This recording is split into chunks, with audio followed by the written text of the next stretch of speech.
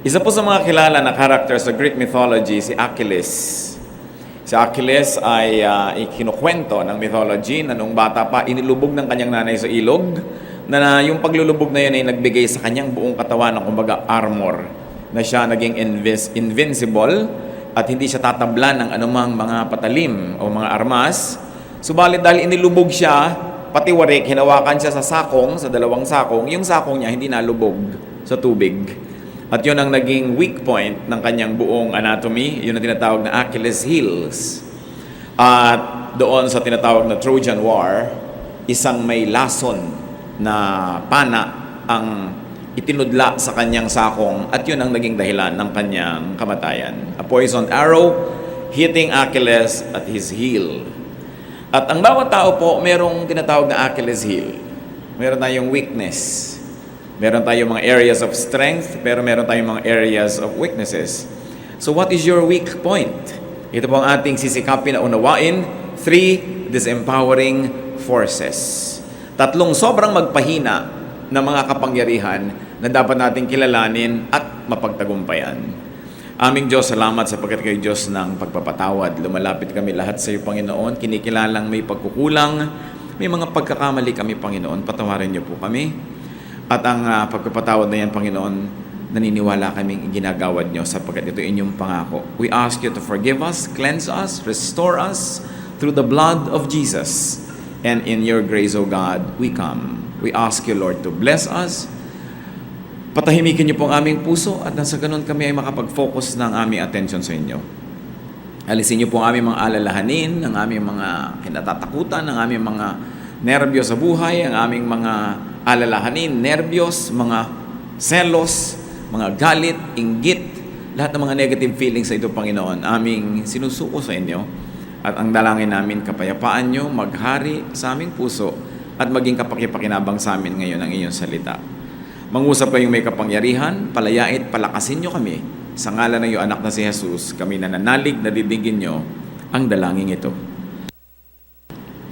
Ang atin pong pagtutuunan ng pansin ay isang kabanata sa buhay ni Samson na meron ding Achilles heel. Meron siyang isang weak point at isang weakness. Ang buhay po ni Samson ay nung mga 1200 to 1000 BC. Kasagsaan ng pananakop ng mga Philistines sa mga anak ng Israel. Aping-api ang mga Israelites sa panahon na yon. At doon naman dumating si Samson na tinawag ng Panginoon para maging isang bayani ng kanyang lahi. Judges 13, 2-5. Manoah had a wife who remained childless. The angel of the Lord appeared to her and said, "You are sterile and childless, but you're going to conceive and have a son. No razor may be used on his head, because the boy is to be a Nazirite, set apart to God from birth. And he will begin the deliverance of Israel from the hands of the Philistines." Ang lahing Israel, laging inaapi, kinakawawa, sinasakop ng mga Philistines, wala silang hero, wala silang magaling na mandirigma, wala silang pambato. At isang babaeng hindi magkaanak, barren, ang siyang kinausap ng anghel isang araw, sinabi niya, ikaw ay makakaroon ng anak na lalaki, at ito ay special child, Nazirite. Mga Nazirites po ay hindi nagpapagupit ng buhok, hindi sila dinadapuan ng blade o gunting ang kanilang buhok o anit, hindi sila umiinom ng alak, sila ay nakatalaga sa paglilingkod sa Diyos. Kaya lang, ang taong mga Nazirites ay tao rin, tulad ng karaniwang tao, kaya lang binigyan sila ng extraordinary na tungkulin. At yon ang magiging buhay nitong si Samson. So Samson was born. He was a hero. He was miraculously conceived. His birth was announced by an angel. He was empowered by the Spirit of the Lord to perform amazing feats. And he was listed among the heroes of faith sa Hebrews chapter 11. Kakaiba ang credentials nitong si Samson. Marami siyang gagawin para sa kanyang bayan. Bibigyan siya ng kapangyarihan na gawin yun. Pero sa kabila ng lahat ng yon, siya isa pa rin karaniwang tao tulad ng mga ibang tao. Meron din siyang weakness. Judges 16, 4-6. Sometime later, he fell in love with a woman whose name was Delilah. The rulers of the Philistines went to her and said, See if you can lure him into showing you the secret of his great strength and how we can overpower him so we may tie him up and subdue him. Each one of us will give you 1,100 shekels of silver. So Delilah said, so Samson, tell me the secret of your great strength and how you can be tied up and subdued. Hindi ko na iisa-isahin pa ang mga sobrang lakas nitong si Samson, pero talagang kinatakutan siya ng mga Philistines at parang ang buong bayang Philistines ay mapapasuko ng isang tao lang, si Samson. Kaya yung mga tribal leaders ng mga Philistines, kinuusap si Delilah sapagkat si Delilah ang naibig nitong si Samson. Sa dinami-rami ng babae sa kanyang tribo, doon pa siya umibig sa kalaban, Philistine woman. So yung mga leaders sinabi, babayaran ka namin ng mahal, alamin mo lang ang sikreto ng kapangyarihan niya. Pag nalaman mo yan, ay matatalo na natin siya. Magbabayad kami, tigi-tigi sa kaming lahat ng malaking halaga sa iyo. So itong babae, obviously, was not really that much into Samson. Hindi ganoon ang pag-ibig, sapagkat nasuhulan. At sabi niya, sabihin mo naman sa akin kung ano sikreto mo, bakit ka sobrang malakas. Maraming beses na nagpaulit-ulit ng pangungulit itong babaeng ito. At tuwing nangungulit siya, hinihingi niya ang sikreto ni Samson. Ang ibinibigay ni Samson, ibang kwento. So ngayon, gagamitin na nila ngayon yung nalaman nila, pero hindi pala dahil hindi yun ang tunay na sikreto ni Samson. Mananalo pa rin si Samson sa mga labanan. Hanggang ayaw nang tumigil ng babaeng ito ng uungot kung ano ba talaga ang sikreto ni Samson. Judges 16:15-17. Then she said to him, how can you say I love you when you won't confide in me?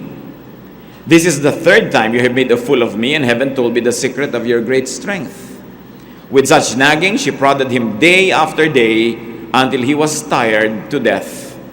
So he told her everything. So dinaan niya sa arte. Akala ko ba mahal mo ko? Ba't di mo sinasabi yung totoo? Nagtampo-tampo si babae. Kung ano-ano sinasabi mo, hindi pala yun. Kung talagang mahal mo ako, dapat sabihin mo sa akin yan totoo. Huwag kang maglilihim sa akin. Wala tayong lihiman, etc., etc. At sa hindi niya pagtigil, sobrang narindi na itong si Samson. Sinabi na niya ang lahat-lahat. To make a long story short, nalaman nila na ang lihim ni Samson yung kanyang mahabang buhok, na hindi ito dapat gupitin. So minsang natutulog si Samson sa kandungan ni Delilah, ginupit niya ang buhok. At pagkatapos tinalian niya si Samson. At tinawag niya yung mga Philistines, at nung dumating ang mga kalaban, hindi nakalag ni Samson yung tali niya na dati kayang-kaya niya. And he was captured. Samson died a very tragic death. Nevertheless, a very heroic one. Pero ang nangyari sa kanya lahat yan dahil sa pag-ibig.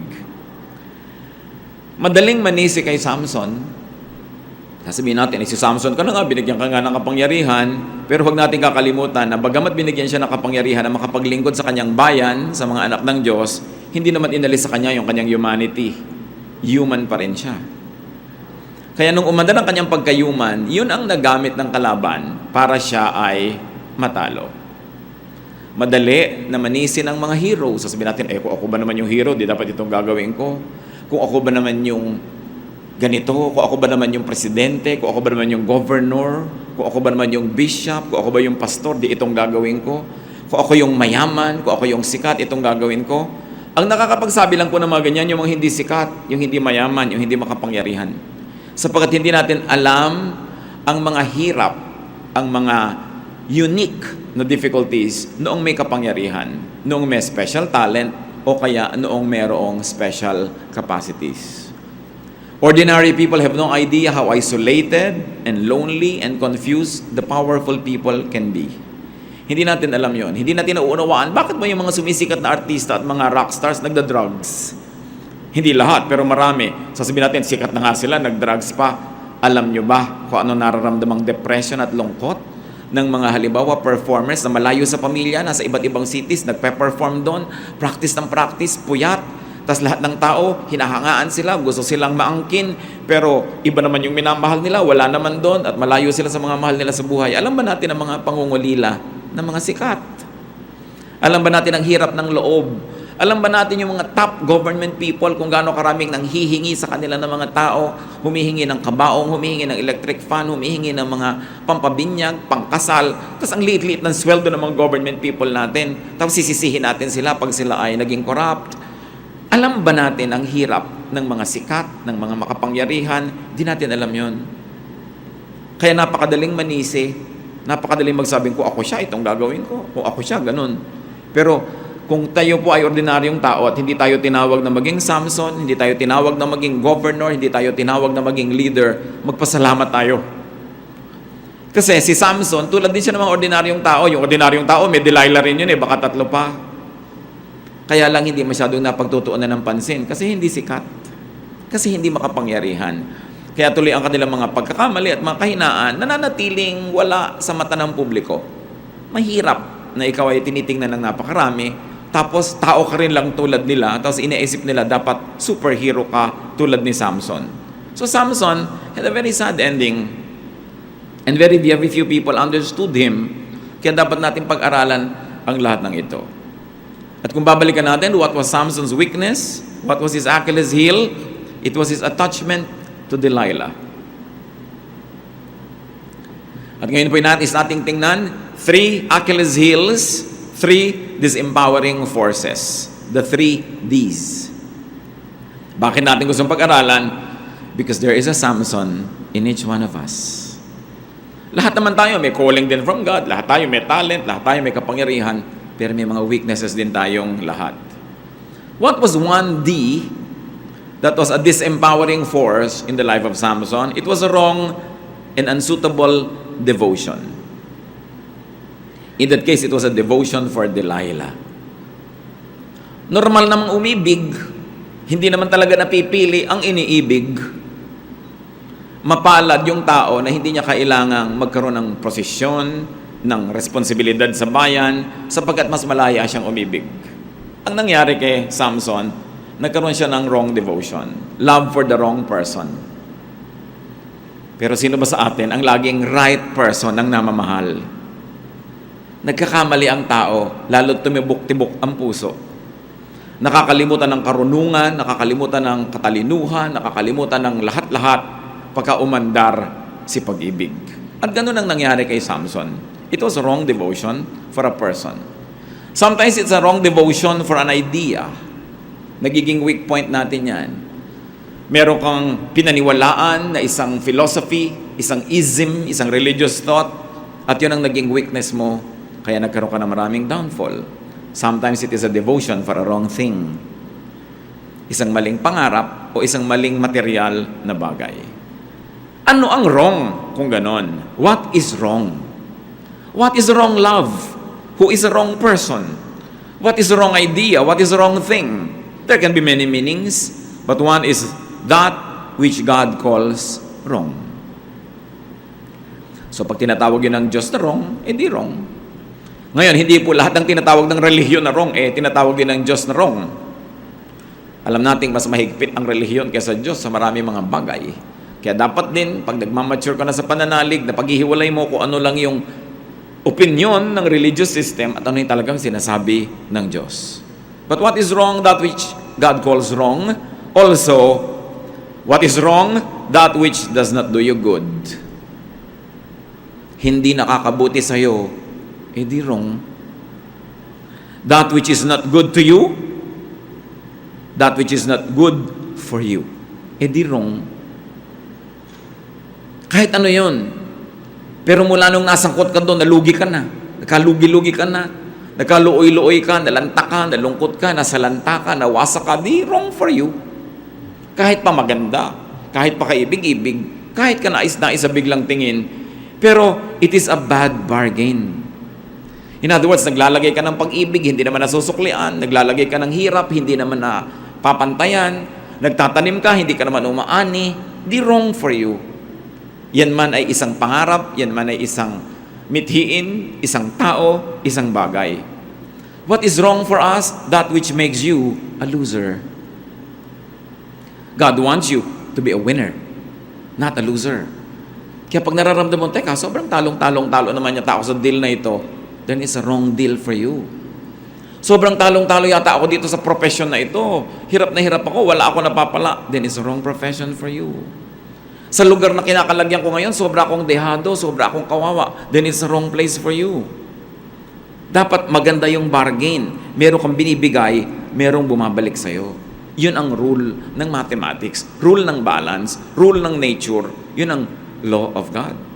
Mark 8:36, what good is it for a man to gain the whole world yet forfeit his soul? Isa niya na bad trade. Sabi, kahit buong mundo maging sa'yo, pero yung kaluluwa mo nawala, hindi rin magandang exchange yan. It is not good for you. So, a wrong devotion can be our weakness. Dapat iniisip-isip natin, kumusta mga devotion ko? Kanino ko nananalig? Kanino ko sumusunod? Ano ba ang binibigyan ko ng aking puso, pag-ibig, pangarap? Is it good for you? Another disempowering force is desire. Not love. Kanina love love, devotion. But just desire for the wrong object.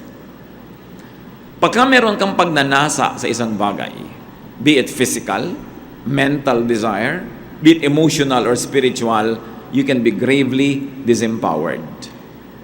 Kaya yung mga nagtuturo ng Buddhism, isa sa kanilang mga major tenets is to be free from desire. Kasi sinasabi nila, you are a slave of that which you desire for, or which you desire. Pagka meron kang hinahangad, alipin ka ng hinahangad mo na yon. Di ba, kung hinahangad mo, pangarap, susunod-sunod ka. Hinahangad mo, tao, bubuntot-buntot ka kahit nagmumukha ka ng walang kahihiyan. Hindi mo na pinapansin yon. Pagka meron kang naisipan na isang bagay na gustong-gusto mo, kahit na nakakahiya na yung ginagawa mo, kukunin mo pa rin. Because desire can master, can control, and can trivialize people. Bawat desire natin parang tangkay na pwedeng hawakan ni Satanas, hilahin ka doon, susunod ka, kasi yun ang iyong desire. And what is so sad about desire is that the more precious what you desire to be, the more it trivializes you. Pagka ang isang bagay hinahangad mo, nagmumukha kang mumurahin sa harap ng bagay na yon. Nagpapakamura ka, nagpapakaaba, nagpapakakawawa, nagpapakahamak dahil hinahangad mong makamit ang isang bagay.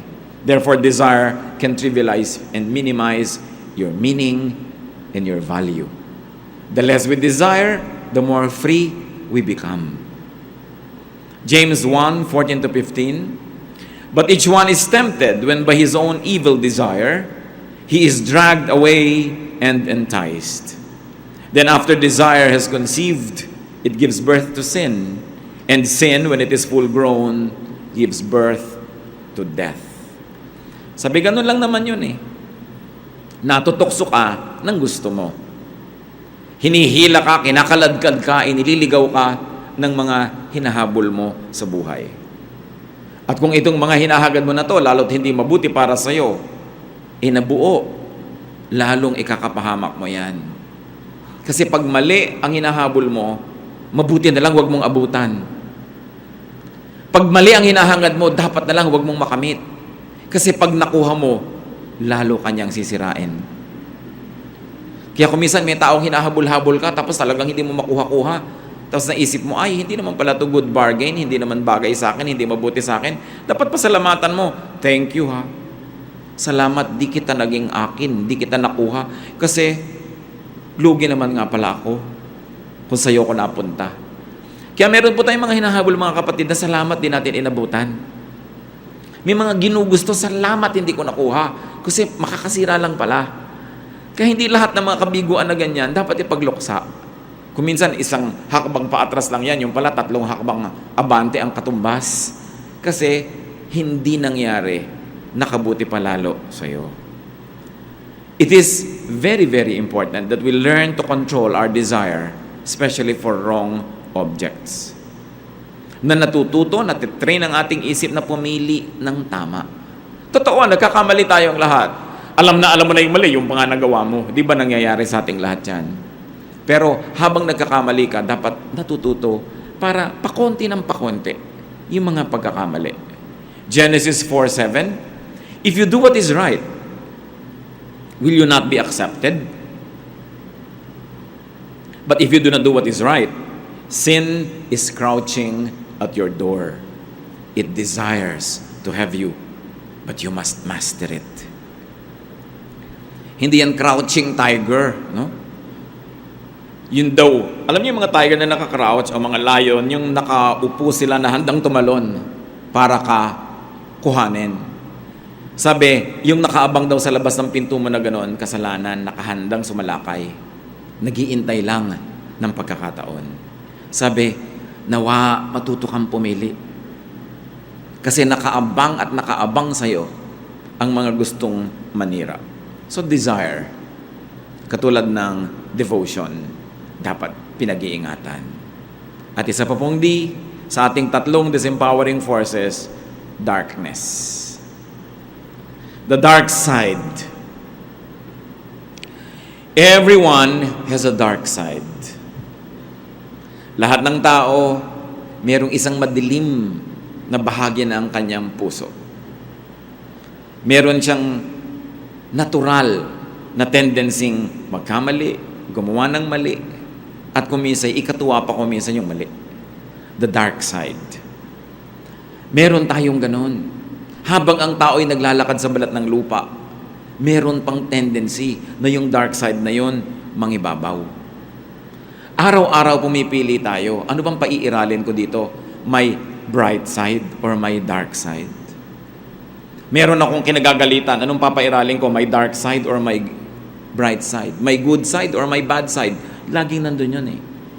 Habang humihinga pa tayo at nagsusuot ng katawang lupa na ito, hindi yan lubos na matatakasan. Ang kailangan lang nilulupig, pinapaliit, minimize ang effect sa ating buhay. Ephesians 5:11 have nothing to do with the fruitless deeds of darkness. So let us always try to edify the bright side and be careful with people who push us into our dark side. Kung meron po tayong dark side at meron tayong light side, may mga tao na pag silang kasama natin, inaakay nila tayo patungo sa dark side natin.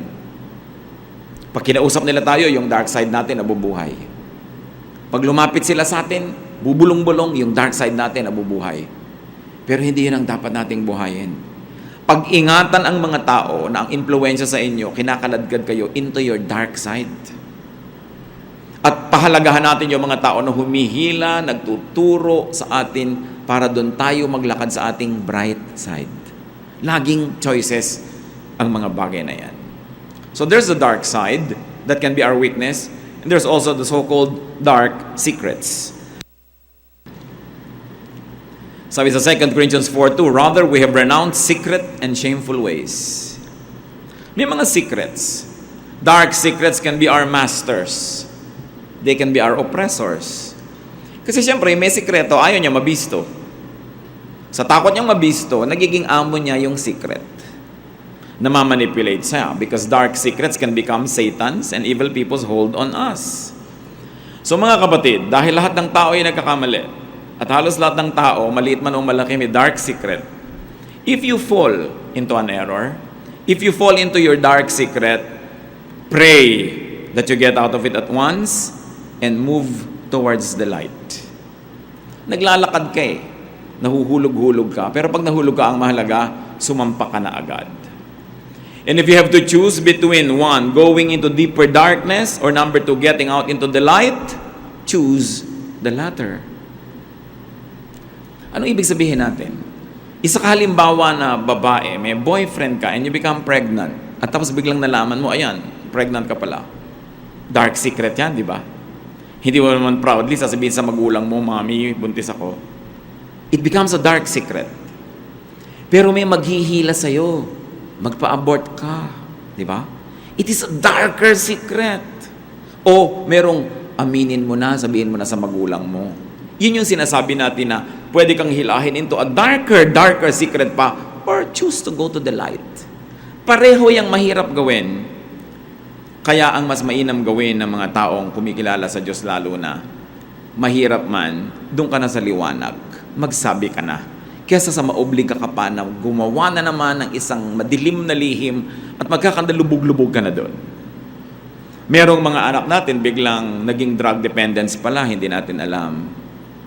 Natatakot magsabi. So ang nangyayari, inililihim na lang ng todo, lalo silang lumulubog.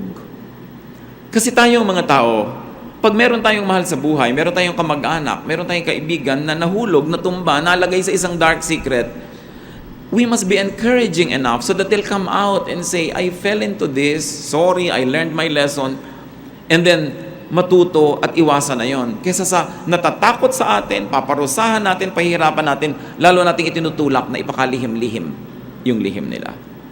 Kaya po ang ministry ni Jesus is a ministry of forgiveness. A ministry of restoration. Dahil sa alam ni Jesus, ang lahat ng tao ay nagkasala. Pagka hindi ka nagpatawad, ang lahat ng tao mapipilitan lang itago ang mga kasalanan nila. Ikubli, magpanggap, and to live in hypocrisy. That's why we, though it's difficult for us, to countenance this kind of difficulties coming into our loved ones' lives. But if it does happen, dapat natin piliin is to love, to forgive, to restore.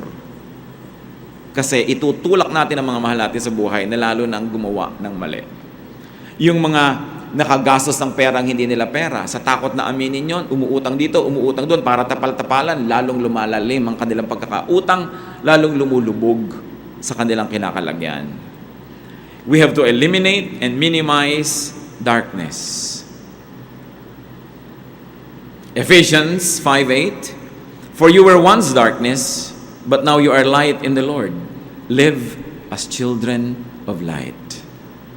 Huwag nating parusahan yung mga nagkamali na pagkatapos aamin para maituwid yung buhay. Hindi yun ang panahon para magparusahan. Panahon yun para magtulungan.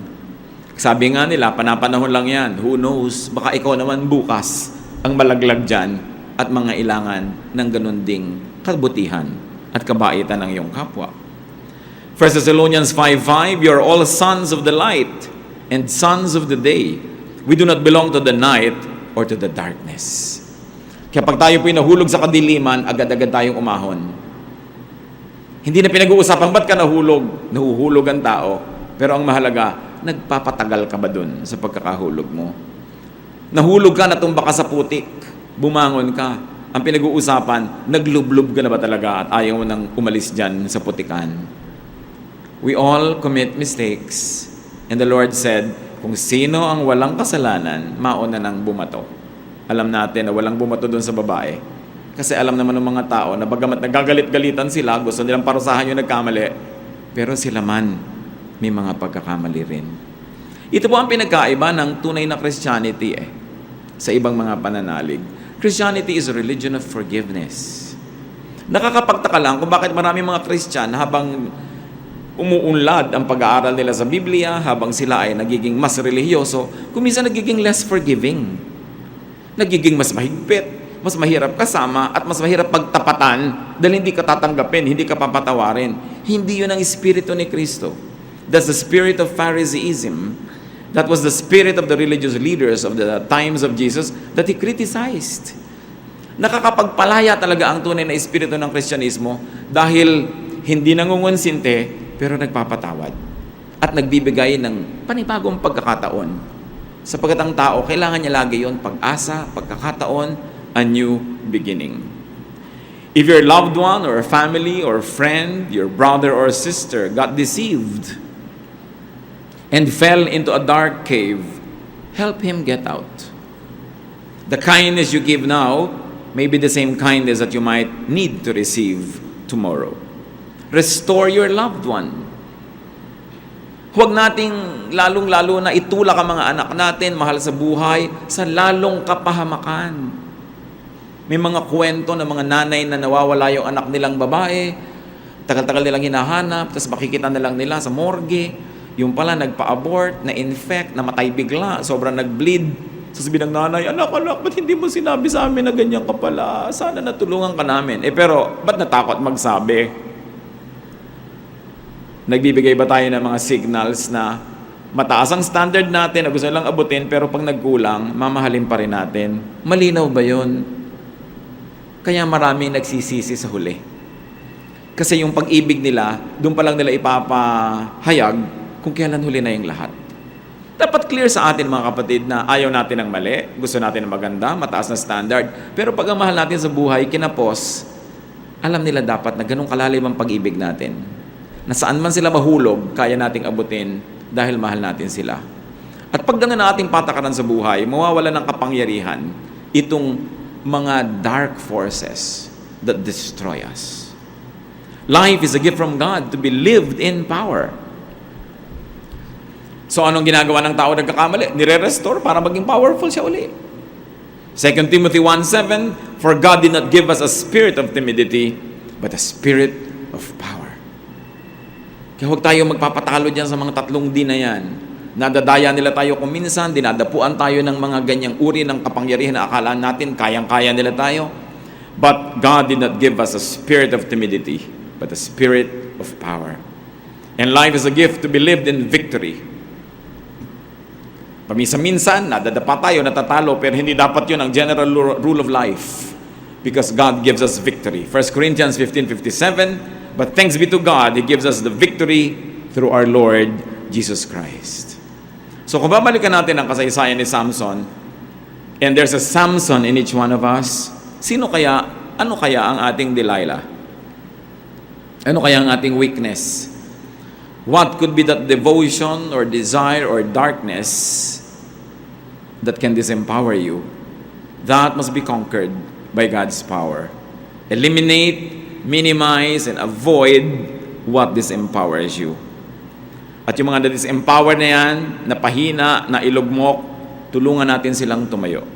Sa pagtulong natin sa kanila, tayo man ay napapalakas din. The ministry of Jesus is the ministry of forgiveness and restoration and empowerment. Aming Diyos, kami po ay lumalapit sa inyong banal na presensya.